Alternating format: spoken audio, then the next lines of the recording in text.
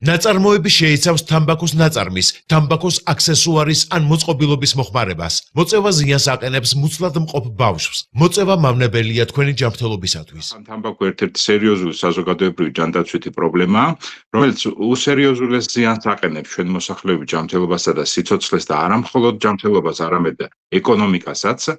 იქედან გამომდინარე, რომ ყოველწლიურად დაახლოებით 11,000 ადამიანი გვეღუპება, ეს არის ყოველი მეხუთე ადამიანი საქართველოში არის თამბაქოს მოხმარების მსხვერპლი.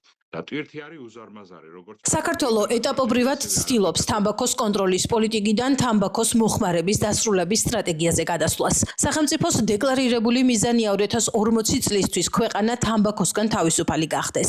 რამდენად რეალისტურია ეს მიზანი და რა ნაბიჯებია საჭირო მის მისაღწევად, ამ საკითხზე მეგატივთან ინტერვიუში თამბაქოს კონტროლის ალიანსის ხელმძღვანელმა გიორგი ბახტურიძემ ისაუბრა. ბახტურიძის განცხადებით, თამბაქოსგან თავისუფალი მომავლის მისაღწევად მხოლოდ არსებული რეგულაციების საკმარისი აღარ არის. სწორედ ამიტომ თამბაქოს კონტროლის ალიანსმა შეიმუშავა რეკომენდაციების პაკეტი, რომელიც მოიცავს როგორც საკანონმდებლო ცვლილებებს, ასევე მათი ეფექტიანი აღსრულების მექანიზმების გაძლიერებას. რეკომენდაციებს შორის ერთ-ერთი მნიშვნელოვანი მიმართულებაა თამბაქოს მოხმარებაზე ასაკობრივი ზღვარის გაზრდა, რაც მიზნად ისახავს ახალი მომხმარებლების რაოდენობის მკვეთრ შემცირებასა და ახალგაზრდების დაცვას ნიკოტინ დამოკიდებულებისაგან.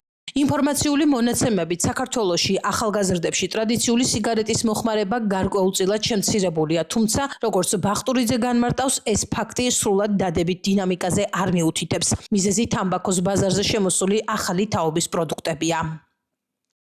საკმაოდ გაიზარდა ახალი პროდუქტების მოხმარება, განსაკუთრებით ახალგაზრდებში და ბავშვებში.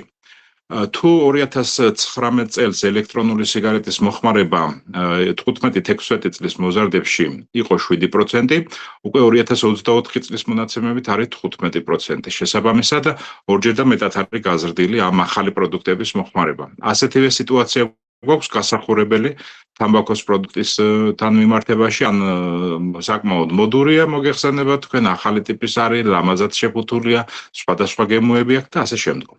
ამიტომ რომ დააკარგოს მიმზიდველობა ამ პროდუქტებმა, მასზე მოთხოვნილება მაქსიმალურად შემცირდეს და ვერ საბოლოოდ აღმოიფროს კიდევაც, არის რამოდენიმე ტიპის ღონისძიება, რაც უნდა განხორციელდეს. პირველი ეს გახლავთ ის, რომ ასეთი ტიპის ლეტალური პროდუქტები ასე ფართედ ხელმისაწვდომი ჩვენი მოსახლეობისთვის, განსაკუთრებით მოზარდებისთვის არ უნდა იყოს, მოგეხსენებათ, სპეციალიზირებული, ესე ვთქვათ, მაღაზიები უნდა არსებობდეს და ეს ხელმისაწვდომი, ეს ლეტალური პროდუქტები, როგორც თქვით, არ უნდა იყოს.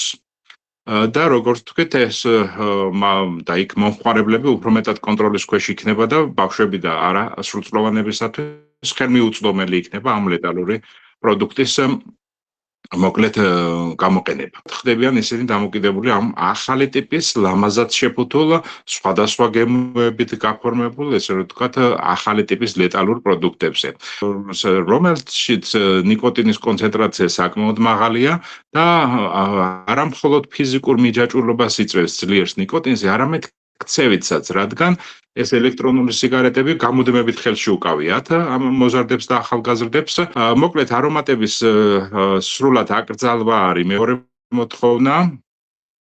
გარდა ელექტრონულ სიგარეტში შესაძლებელია, რომ თქვა თამბაქოს არომატი დარჩეს, სხვა ტიპის არომატები, ხილი იქნება, ტკბილეული იქნება, მენთოლი იქნება და ასე შემდგომ. ყველა ტიპის, რაც მიზიდვას იწვევს და ახალგაზრდების წარმოდგენების შექმნაში უწყობს ხელს, რომ თითქოს აქ პიტნა გვაქვს და ეს პიტნა რომ მოვწევთ თურმე ჯანსაღი ყოფილა, ეგ რა თქმა უნდა ეს აბსურდი და სისულელეა.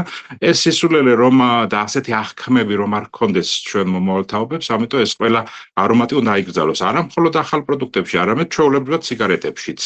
რამე თუ მათზე მიმზიდველობაც, რა თქმა უნდა, ერთ-ერთი თემა სწორედ გახლავთ ახალგაზრდებისთვის, როგორც სიგარეტში, ასევე ელექტრონულ სიგარეტში და ასევე უნდა გაიზარდოს რეალიზაციის ასაკი პირველ ეტაპზე 18 წლიდან 21 წლამდე და შემდგომ უკვე არის ასევე ჩვენს წინადადებებში, რაც ასევე საერთაშორისო გამოცდილებით არის უკვე გამყარებული, რომ 2015 წლის შემდგომ დაბადებული მოზარდები, რომლებიც სრულწლოვანები გახდებიან, მათ არ მიეყიდებათ არც ერთი ტიპის თამბაქოს პროდუქტი.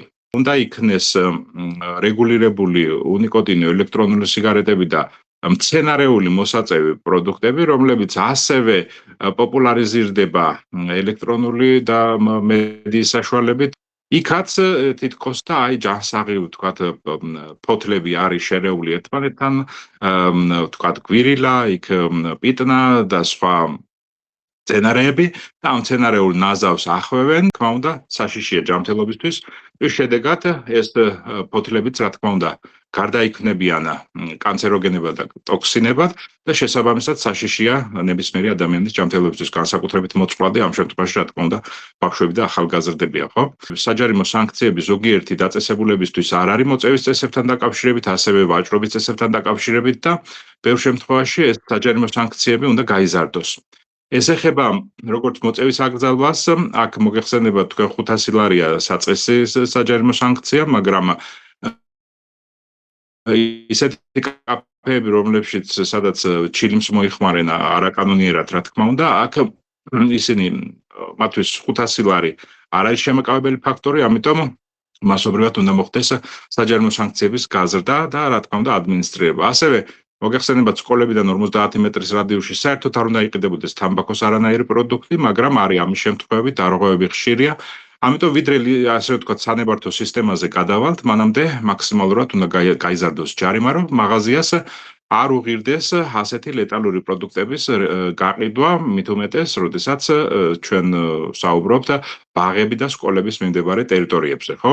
სადაც არასრულწლოვანები, ვთქვათ, კონცენტრირდებიან და მათთვის ხელშესახები ეს პროდუქტი არ უნდა იყოს და თუ კი სპეციალიზირებულ მაღაზიებზე გადავალთ და მალე გავადავალთ, რა თქმა უნდა, ეს საჯარიმო სანქციები უკვე აზრს დაკარგავს და უკვე სალიცენზიო პირობები დაარეგულირებს ყველა ამ საკითხს. ინტერვიუში გიორგი ბახტურიძემ ყურადღება გაამახვილა სახელმწიფო პოლიტიკაზე თამბაქოს ინდუსტრიის შესაძლო გავლენებზეც. მისი შეფასებით, სახელმწიფო ამ მიმართულებით უფრო აქტიური და მკაცრი უნდა იყოს. პასიურობა, ასევე გარკვეული შეღავათების დაწესება, მათ შორის ადგილობრივი მწარმოებლებისათვის ქმნის ეჭვს, რომ ეკონომიკური ინტერესები ზოგ შემთხვევაში საზოგადოების ჯანმრთელობაზე მაღლა დგება.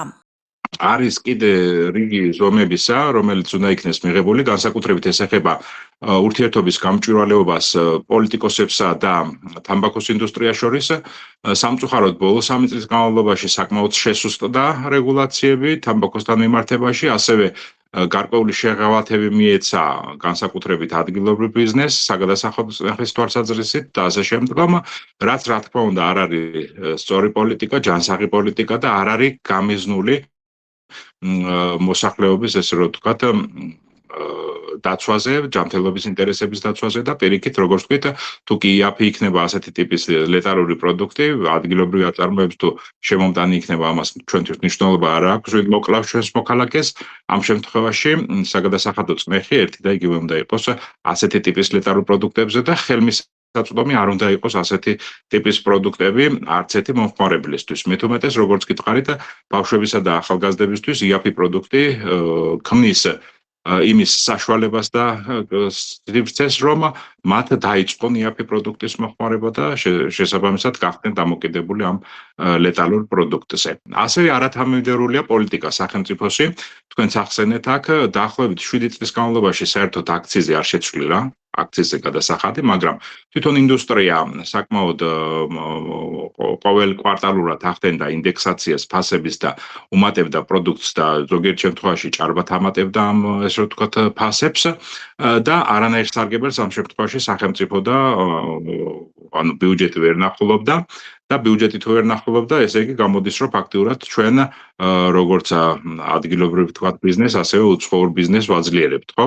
ფინანსურად და კონკრეტულ ბიზნეს სუბიექტებს ვაძლიერებთ ფინანსურად, რაც რა თქმა უნდა ეჭვებს ბადებს კორუფციულ გარიგებებთან დაკავშირებით, რომ ერთის მხრივ სახელმწიფომ ვთქვათ პრეფერენცია მიცა, ვთქვათ იგივე ნედლეურთან დაკავშირებით საგადასახადო შეღავათები გაუგრძელა, ვთქვათ ადგილობრივ მწარმოებლებს, ასევე მნიშვნელოვნად შეამცირა გადასახადები ადგილობრივ წარმოებაზე, მაგრამ ფასის ცვლილების ნაცვლად, კლების ნაცვლად მათაც მოუმატეს, ესე რომ ვთქვათ, ფასები, რაც რა თქმა უნდა აისახება მათ ჯიბეებზე, ამ შემთხვევაში კონკრეტული ადგილობრივი მწარმოებლის ფინანსურ, ესე რომ ვთქვათ, შემოსავალზე და არა კარგავთ ჩვენ ათეულობით მილიონ ლარ შემოსავალ სახელმწიფო, რაც რა თქმა უნდა არის მე პირდაპირ ვიტყოდი დანაშაული სახელმწიფოს წინაშე და ხალხის წინაშე, რომ ამ შემთხვევაში კონკრეტული ფინანსური ინტერესების დაკმაყოფილება ხდება და არა